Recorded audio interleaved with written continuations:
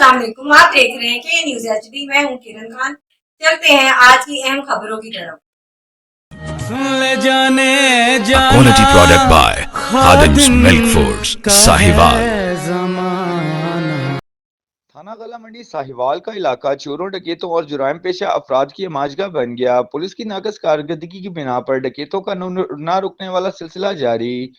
साहिवाल से रिपोर्ट कर रहे हैं हमारे नुमाइंदे राउफ शहजाद जट। थाना कला मंडी के इलाके में चोरी डकैतियों का न रुकने वाला सिलसिला जारी। इलाका मकीन और शहरी इस महंगाई और बेरोजगारी के दौर में भी नकदी मोबाइल अपने कीमती असासों से मरहूम हो गए, मगर पुलिस इलाका गला मंडी की सिर पर जूं तक न रेंगी। चंद लम्हों के दौरान डकैती की 2 वारदातें। नामालूम मुलजिमा असला के जोर पर दुकानदार से 70,000 रुपए नकदी और 3 अदद मोबाइल छीनकर फरार।